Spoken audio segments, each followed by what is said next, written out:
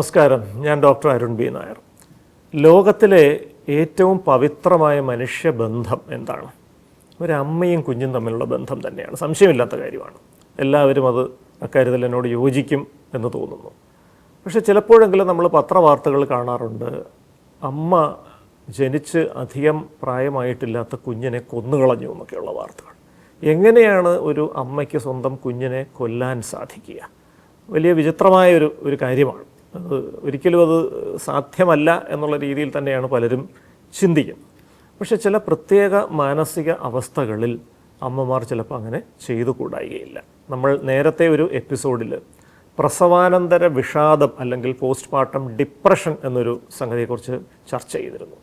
പക്ഷേ അതിനേക്കാൾ അല്പം കൂടെ തീവ്രത കൂടിയ ഒരു പ്രസവാനന്തര അവസ്ഥയാണ് പ്രസവാനന്തര ചിത്തഭ്രമം അല്ലെങ്കിൽ പോസ്റ്റ്മോർട്ടം സൈക്കോസിസ് എന്ന് പറയും. നമുക്കറിയാം, പ്രസവത്തെ തുടർന്ന് സ്ത്രീ ശരീരത്തിലെ പ്രജനന ഹോർമോണുകളുടെ അളവിൽ പെട്ടെന്ന് വ്യത്യാസം വരും.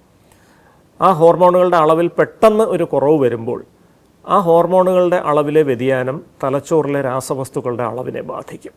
അത് തലച്ചോറിലെ ഡോപ്പമിൻ എന്ന രാസവസ്തുവിൻ്റെ അളവ് അമിതമാകാൻ ചിലപ്പോൾ കാരണമായേക്കാം. ഇത്തരത്തിൽ പ്രസവശേഷം തലച്ചോറിലെ ഡോപ്പമിൻ്റെ അളവ് അമിതമാകുന്ന അവസ്ഥയാണ് പോസ്റ്റ്മോർട്ടം സൈക്കോസിസ് അല്ലെങ്കിൽ പ്രസവാനന്തര ചിത്തഭ്രമം എന്ന് പറയും. ഈ സാധാരണ പ്രസവം കഴിഞ്ഞ് ആദ്യത്തെ ഒരു 6 ആഴ്ച കാലത്തിനുള്ളിലാണ് ഇത് പ്രകടമാവുന്നത്. മിക്കവാറും 1-2 ആഴ്ചയ്ക്കുള്ളിൽ ഇതിൻ്റെ ലക്ഷണങ്ങൾ തുടങ്ങാം. അപൂർവം ചിലരിൽ 42 ദിവസം വരെ വൈകാനും സാധ്യതയുണ്ട്. തുടക്കത്തിൽ തന്നെ കുട്ടിയോടൊരു താല്പര്യക്കുറവായിരിക്കും പ്രകടമാവുക. സാധാരണ ജനിച്ചു വീണ കുഞ്ഞിനെ കാണുമ്പോൾ തന്നെ അമ്മയ്ക്കുണ്ടാകുന്നൊരു സന്തോഷം വലിയ കാര്യമാണ്. ആ പ്രസവവേദന ഭയങ്കരമാണെങ്കിൽ പോലും ആ കുഞ്ഞിനെ കാണുമ്പോൾ അമ്മ വളരെ സന്തോഷത്തോടെ ചിരിക്കുന്നതായിട്ടൊക്കെ കാണാം. പക്ഷേ ഇവിടെ അങ്ങനെയല്ല. ആ കുഞ്ഞിനെ കണ്ടു കഴിഞ്ഞാൽ ഒരു നിർവികാരത, കുഞ്ഞിന് പാല് കൊടുക്കാനായിട്ട് താല്പര്യമില്ല, കുഞ്ഞിൻ്റെ ഭാഗത്തേക്ക് നോക്കുന്നതേയില്ല, കുഞ്ഞ് കരഞ്ഞാൽ പോലും മൈൻഡ് ചെയ്യുന്നില്ല. ചിലപ്പോൾ കുഞ്ഞ് കരയുമ്പോൾ ആ സൗണ്ട് കേൾക്കുമ്പോൾ വല്ലാത്തൊരു അസഹിഷ്ണുത പോലെ അവർ പ്രകടിപ്പിക്കും, തലവേദന എടുക്കുന്നു, ചിലപ്പോൾ കുട്ടിയോട് ദേഷ്യപ്പെടാം, കുട്ടിയെ അടിക്കാനും നുള്ളാനും അങ്ങനെ കുട്ടിയെ നിശബ്ദനാക്കാനും ഒക്കെ ശ്രമിക്കാൻ സാധ്യതയുണ്ട്. ഏതാനും ദിവസങ്ങൾ കഴിയുമ്പോഴേക്കും ഉറക്കം നഷ്ടപ്പെട്ടു തുടങ്ങും. ചെറിയ തോതിൽ ഉറക്കം കുറഞ്ഞു തുടങ്ങി ക്രമേണ പൂർണ്ണമായിട്ട് ഉറക്കം പോകുന്നു. ഉറങ്ങാതെ ഇരുന്നിട്ട് പിറ്റേന്ന് രാവിലെ ആകുമ്പോൾ വല്ലാത്ത ഭയമാണ്. ആരോ കൊല്ലാൻ വരുന്നു, ആരോ ഉപദ്രവിക്കാൻ വരുന്നു, അല്ലെങ്കിൽ ഈ കുട്ടി പിശാചിൻ്റെ അവതാരമാണ്, കുട്ടി എന്നെ കൊന്നുകളയും, കുട്ടി പാല് കുടിക്കുമ്പോൾ എൻ്റെ രക്തം ഊറ്റി കുടിക്കുകയാണ്, എന്നെ കൊല്ലാൻ വേണ്ടിയാണ് ആ കുട്ടി ശ്രമിക്കുന്നത്. ഇങ്ങനെ പ്രഥമദൃഷ്ട്യാ അസംബന്ധമെന്ന് നമുക്ക് തോന്നുന്ന തരത്തിലുള്ള പല സംശയങ്ങളും ഇങ്ങനെ പ്രകടിപ്പിച്ചുകൊണ്ടിരിക്കും. ചിലപ്പോൾ ചെവിയിൽ അശരീര ശബ്ദങ്ങൾ കേൾക്കുന്നു, ആരോ കുട്ടിയെ കൊന്നുകളയാൻ കൽപ്പിക്കുന്നു, ആ സൗണ്ടുകൾ ചെവിയിൽ മുഴങ്ങുന്നു എന്നൊക്കെ ഇവർ പറഞ്ഞിരിക്കും. ഇതൊക്കെ ഈ പറഞ്ഞ പ്രസവാനന്തര ചിത്തഭ്രമത്തിൻ്റെ ലക്ഷണങ്ങളാണ്. ഇതിൻ്റെ ഏറ്റവും അപകടകരമായ 2 ലക്ഷണങ്ങളിൽ ഒന്നാണ് മിഥ്യാവിശ്വാസങ്ങൾ അല്ലെങ്കിൽ ഡെല്യൂഷൻസ്. തെറ്റായ ഒരു കാര്യം ശരിയാണ് എന്ന് അടിയുറച്ച് വിശ്വസിക്കുകയും ആ കാര്യം തെറ്റാണെന്ന് സ്ഥാപിക്കുന്ന തെളിവുകൾ നിങ്ങൾ ഹാജരാക്കിയാൽ പോലും ആ വിശ്വാസം മാറാതിരിക്കുകയും ചെയ്യുന്നൊരവസ്ഥയാണ് ഈ മിഥ്യാവിശ്വാസം എന്ന് പറയുന്നത്. ഇപ്പോൾ തൻ്റെ കുട്ടി തന്നെ കൊല്ലാൻ വേണ്ടി ജനിച്ച അവതാരമാണ്, ഇനി അങ്ങനെ അല്ലാന്ന് ആരൊക്കെ പറഞ്ഞു കൊടുത്താലും ആ വിശ്വാസം മാറുന്നില്ല.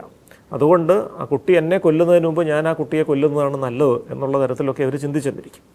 ചെവിയിൽ അശരീര ശബ്ദങ്ങൾ മുഴങ്ങുന്ന മിഥ്യ അനുഭവങ്ങൾ അല്ലെങ്കിൽ ഹാലൂസിനേഷൻസ് എന്നൊരു സംഗതിയായിരിക്കാം. യഥാർത്ഥത്തിലുള്ള ശബ്ദങ്ങളല്ല, പക്ഷേ ആ ശബ്ദങ്ങൾ വ്യക്തതയോടുകൂടി ചെവിയിൽ ഇങ്ങനെ മുഴങ്ങി കേട്ടുകൊണ്ടേയിരിക്കുന്ന ഒരു സ്ഥിതിവിശേഷമാണ്. അപ്പോൾ ചിലപ്പോൾ ഈ ചെവിയിൽ മുഴങ്ങുന്ന ശബ്ദങ്ങൾ ആ കുട്ടിയെ കൊന്നുകളയാനായിട്ട് കൽപ്പിക്കുകയായിരിക്കാം. ആ കൽപ്പനയ്ക്ക് വഴങ്ങിക്കൊണ്ട് ചിലപ്പോൾ പെട്ടെന്ന് കുട്ടിയെ എടുത്ത് തറയിൽ ഇടുക, തല്ലിക്കൊല്ലുക, ഇത്തരത്തിലുള്ള രീതികൾ പോലും സംഭവിച്ചിട്ടുണ്ട്.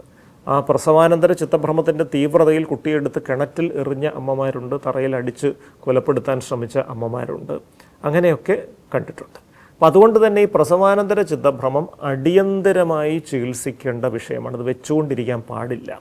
പ്രത്യേകിച്ച് കുട്ടിയെ കൈകാര്യം ചെയ്യേണ്ട ഒരു സാഹചര്യം അമ്മയ്ക്കുണ്ടാവും. കുട്ടിക്ക് പാല് കൊടുക്കേണ്ടി വരും, കുട്ടിയെ പരിപാലിക്കേണ്ടി വരും.